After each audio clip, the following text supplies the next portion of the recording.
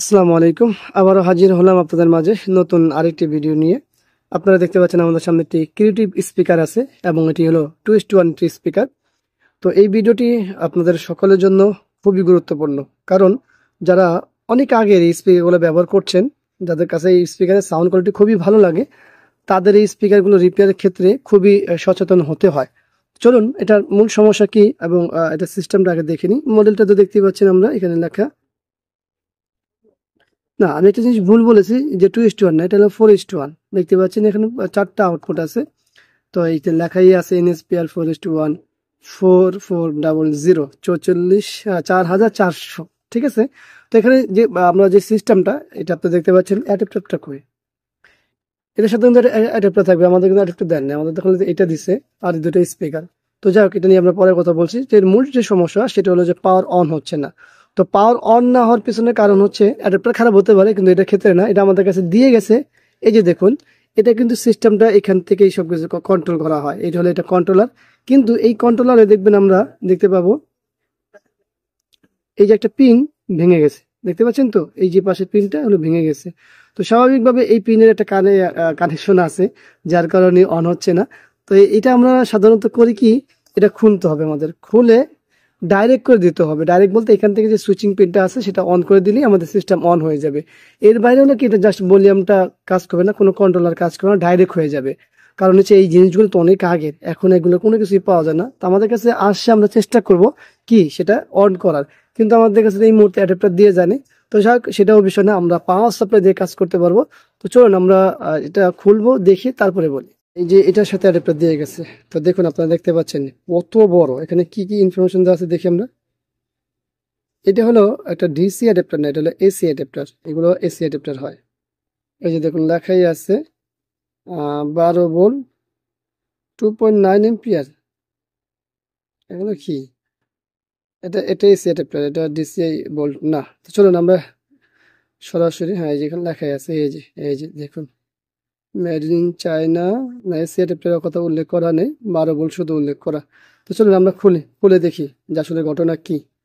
আরেকটি বিষয় লক্ষ্য করা, সেটা হলো যে আমরা অনেকে মনে করি এই স্প্রেগুলো পিস দিয়ে স্ক্রুগুলো খুললে ঠিক হয়ে খুলে যাবে। আসলে বিষয়টা এরকম না, এই স্ক্রুগুলো খুললে হবে না, এটা সামনের পার্টটাও খুলতে হবে। ভিতরে কি অবস্থা, মাশাআল্লাহ। এই সামনের পার্টটা খুলতে হবে। সামনের পার্ট বলতে আমাদের এই যে বেজে যে স্পিকার আছে না, বেজের, এটা খুলে নি। শক্ত না শক্ত, এই বেজের স্পিকারটা আগে খুলতে হবে এখান থেকে, তারপরে স্পিকার আউট আলাদা করার পর ওই সার্কিটের পাশটা আলাদা হবে। এই হলো স্পিকার স্ক্রু খোলা, ভিতরে অবস্থা তো খুবই বাজে, আল্লাহ ভালো জানে এটার কি অবস্থা। দেখতে পাচ্ছেন অনেক অনেক আগের আর আইসি গুলো। তো চলো না সবকিছু খুলে নি। খোলা হয়েছে, দেখতে পাচ্ছেন ভিতরে কি আছে। তো যাই হোক, যেগুলো আছে এগুলো স্বাভাবিক, ওরা থাকবেই, অনেক বয়স হয়েছে জিনিসের। আর এই স্পিকার এর সাথে আনুষঙ্গিক। এই হলো আগের দিনের স্পিকারের সার্কিট বোর্ড, এমপ্লিফায়ার বোর্ড। এখানে দুইটা আইসি করেছে, আপনি দেখতে পাচ্ছেন। এটা হলো মূলত টুইটারের জন্য 4:1 স্পিকারের জন্য, 4টা স্পিকার আউটপুট, আর এটা হলো বেজের জন্য। তো আপনারা নিশ্চয়ই এখনকার দিনে এটি দিয়ে 20-30 20-25 আরো যে অন্যান্য আইসি গুলা আছে আর এই আইসি গুলা আছে, তো বুঝতে পারতেছেন তো এগুলা কি, কত পার্থক্য। একটা সার্কিট বোর্ডে দেখেন কতগুলো সেক্টর করা ছিল, এবং ব্যাক পার্টটা দেখেন কতগুলো। অডিওর কোয়ালিটির জন্য এখানে অনেক কিছু ব্যবহার করা হয়েছে, যে অডিও সাপ্লাইয়ের জন্য এই যে দেখুন এখানে কত কিছু ব্যবহার করা হয়েছে। আর এখনকার তো যাই হোক, এটা আমি বলছিলাম যে এসি অ্যাডাপ্টার, এটা বলছিলাম এসি অ্যাডাপ্টার। এই যে প্রমাণ দেখুন, এখানে 4টা ডায়োড দেওয়া আছে, একটা ফিউজ, হ্যাঁ, এটা হলো মূল ফিল্টার ক্যাপাসিটর।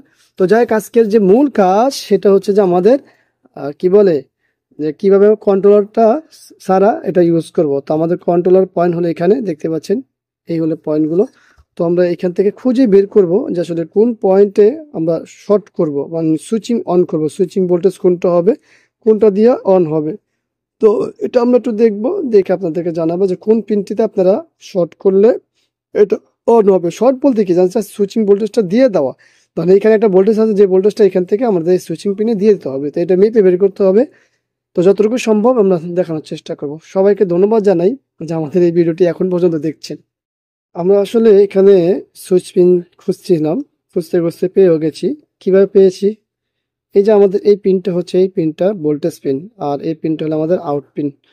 এই ভোল্টেজটা হলো এখানে ইন হবে। তো আমরা এটা শর্ট করে দেখি আমাদের ইন হওয়ার পরে ভোল্টেজটা এখান থেকে এখানে সাপ্লাই করার পরে অন হয় কিনা। তো আমরা এই দুইটি পিন দেখতেই পাচ্ছেন শর্ট করেছি বলতে এখানে 12 ভোল্টটা আমরা জাস্ট এইখান থেকে সুইচিং এ দিয়ে দিয়েছি। তো এটা দিলে আমাদের পাওয়ার অন হবে, কিন্তু পাওয়ার অন হলেই কি আমাদের সব কাজ শেষ? আগে আমরা চেক করে নিই, সেটা হলো যে পাওয়ারটা দিয়ে দেবো। হ্যাঁ, তো পাওয়ার আমরা দিয়ে দিই, বিসমিল্লাহ। আমাদের অন হয়েছে কিনা সেটা বুঝতে হলে দেখতে পাচ্ছেন তো, আমাদের জাস্ট এই বেজের আইসিতে আমরা গ্রিডটা দেখে নিলাম। এখন প্রশ্ন, আমি এটা খুলে নিই। আমাদের মূলত পাওয়ারটি অন হয়েছে। এখন প্রশ্ন হলো যে আমাদের কি এই অবস্থায় সং বাজালে বা আদার্স যে কোনো জিনিস অন করলে, মানে সোজা কথা গান বা অডিও যেটাই দিব আমরা, সেটা বাজবে কিনা? এই অবস্থা বাজবে না। আমাদের সিস্টেম অন হয়েছে, সিস্টেম বলতে আমাদের স্পিকার এমপ্লিফায়ারটি রান হয়েছে, সুইচিং হয়েছে, কিন্তু এখনো বাজবে না। কারণ আমাদের এখন অডিও সাপ্লাই দিতে হবে। অডিও সাপ্লাই কোন পিন? কারণ এই কন্ট্রোলারটা দিয়ে শুধু তো আর এই পাওয়ার অন অফ করে তো আর করে না, পাওয়ার অন অফ তো আর করে না, এখানে তো ভলিউম কন্ট্রোলটা করা হয়েছে। তো আমাদের এই যে দেখতে পাচ্ছেন না সাথে দুই পিন, এই যে দুই পিন, এই দুই পিনকে শর্ট করে দিতে হবে। এই দুই পিন শর্ট করে দিলে আমাদের সব কাজ হয়ে যাবে। তো যাই হোক, আমরা আশা করবো এই ভিডিওটি আপনাদের ভালো লাগবে। ভিডিওটি ভালো লাগলে লাইক কমেন্ট শেয়ার অবশ্যই আমাদের এই চ্যানেলটি সাবস্ক্রাইব করবেন, পাশে থাকা বেল বাটন চাপ দিয়ে রাখবেন। আবারও দেখাবো ইনশাআল্লাহ অন্য কোনো বিষয় নিয়ে। আসছে আমাদের এখানে বিদায়। আল্লাহ হাফেজ। আসসালামু আলাইকুম রহমতুল্লাহি ওয়া বারাকাতুহু।